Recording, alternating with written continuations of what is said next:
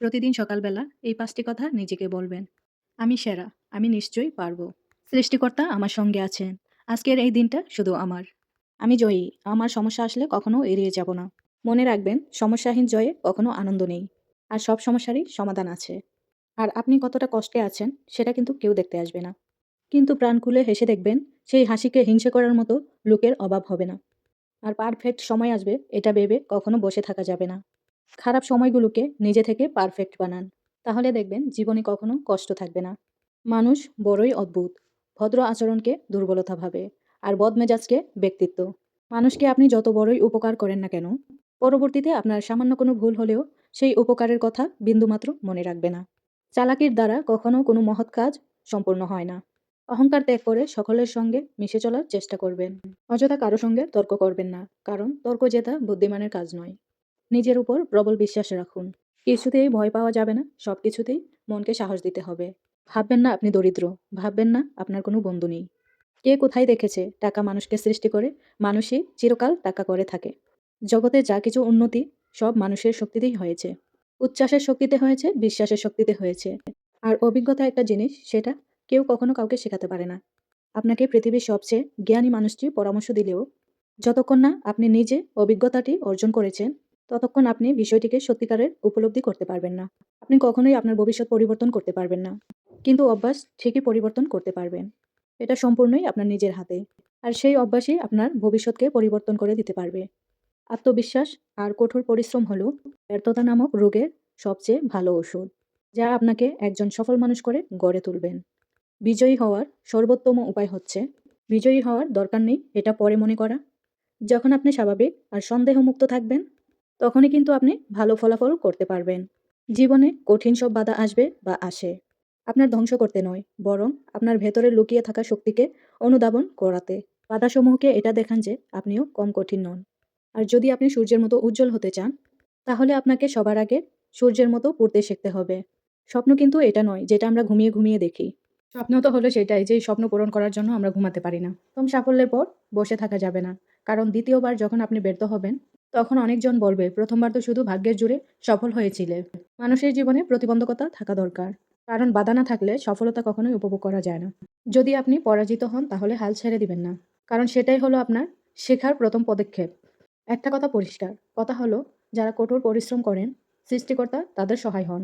আমাদের সবার দক্ষতা সমান নয় ঠিকই, তবে আমাদের সবার কাছেই সেই দক্ষতাকে আরও বাড়ানোর সমান সুযোগ রয়েছে। আর যারা স্বপ্ন দেখে এবং যারা পরিশ্রম করে, তাদেরকে প্রতিদান দেওয়ার জন্য এই বিশ্ব ষড়যন্ত্র করে চলে। যতদিন না স্বপ্নটা সত্যি হচ্ছে, ততদিন আপনাকে স্বপ্ন দেখে যেতেই হবে। আর যদি আপনি আপনার কাজকে স্যালুট করেন, আর কাউকেই আপনার স্যালুট করতে হবে না। কিন্তু আপনি যদি আপনার কাজকে অসম্মান করেন, ফাঁকি দেন, কিংবা অমর্যাদা করেন, তাহলে কিন্তু আপনাকেই সবাইকে স্যালুট করতে হবে। জীবন ও সময় হলো পৃথিবীর শ্রেষ্ঠ শিক্ষক। জীবন শেখায় সময়কে ভালোভাবে ব্যবহার করতে, আর সময় শেখায় জীবনের মূল্য দিতে। যুব সমাজকে চাকরি প্রার্থী হওয়ার বদলে চাকরিদাতা হওয়া প্রয়োজন। যে অন্যদের জানে সে শিক্ষিত, কিন্তু জ্ঞানীতে হলো সেই ব্যক্তি যে নিজেকে জানে।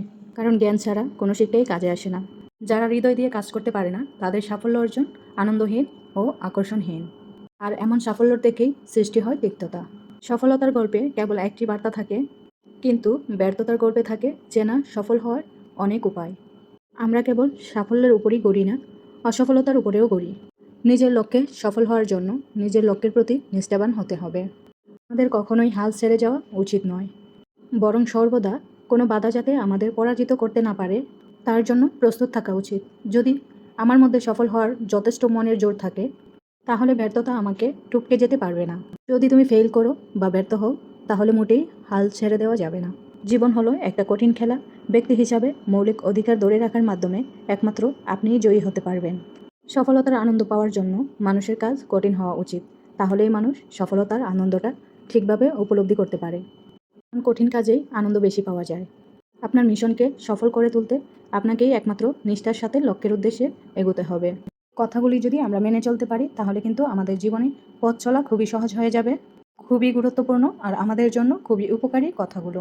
আপনাদের সাথে কথা বলতে বলতে আমি রান্না করে ফেললাম। সবজিটা রান্না করে নিচ্ছি। এই সবজিটা বাঙালি স্টাইলে ডাল দিয়ে আমি রান্না করলাম। সবজিটা বাসায় সবাই অনেক বেশি পছন্দ করে, তাই ইদানিং বারবারই রান্না করা হচ্ছে এই সবজিটা। তো সবজি আমার প্রায় রান্না হয়ে গেছে। আমি হচ্ছে বেশি করে রসুন আর পেঁয়াজ দিয়ে এখন বাগার দিয়ে দেবো। প্রেশার কুকারে যেহেতু আমি সবজিটা রান্না করছি একদম সফট হয়ে গেছে। এই যে দেখতে পারতেছেন আমি একটু হালকা ঝোল ঝোল রাখছি, কারণ সবজিটা যখন নামিয়ে নেব তখন কিন্তু ঘন হয়ে যায়। তো আমি ধনিয়া পাতা কেটে রাখছিলাম, অনেকগুলো ধনিয়া পাতা দিয়ে দেবো। আর এরকম শীতের সবজি রান্না করলে বেশি করে ধনিয়া পাতা দিলে কিন্তু আরও বেশি ভালো লাগে। যে যেখান থেকে আমার ভিডিওটি দেখছেন, কাছে অথবা দূরে, দেশ অথবা দেশের বাহির থেকে, চাইলে আমার চ্যানেলটিকে সাবস্ক্রাইব করে পাশে থাকা বেল বাটনটি অল করে দিতে পারেন। তাহলে আমার সব ভিডিওর নোটিফিকেশন সবার আগে আপনাদের কাছে পৌঁছে যাবে। আর যারা অলরেডি আমার চ্যানেলটিকে সাবস্ক্রাইব করেছেন তাদেরকে জানাই অসংখ্য ধন্যবাদ ও সাথে অনেক অনেক ভালোবাসা। এখন ডালটাকে আমি বাগার দিয়ে দেবো। এখানে আমি বেশি করে রসুন আর পেঁয়াজ ভেজে নিয়েছি, দিয়ে দিলাম ডালে। তো আমার রান্নাটা হয়ে গেছে, এখন খাওয়া দাওয়া করব। বাসায় অনেক মেহমান ছিল, তাই আমি পাতিল ভরে রান্না করছি। সবাই এই ডালটা অনেক বেশি পছন্দ করছে, তাই সবার জন্যই আমি রান্না করে নিলাম। আমি এই পর্যন্ত যত বাঙালি খাবার রান্না করছি, উনারা খেয়ে কোনোদিনও বলেননি যে খারাপ হয়েছে। আসলেই আমাদের বাংলাদেশী খাবার খুবই মজার। আমার তো বাঙালি খাবার দেখলেই অনেক খেতে ইচ্ছে করে। প্রায় ২ বছর হয়ে গেছে মাছ মাছ খেতে পারি না। মাংস তো প্রতিদিনই খাওয়া হয়। মুরগিও খেতে পারি, কিন্তু মাছটা খাওয়া হয় না।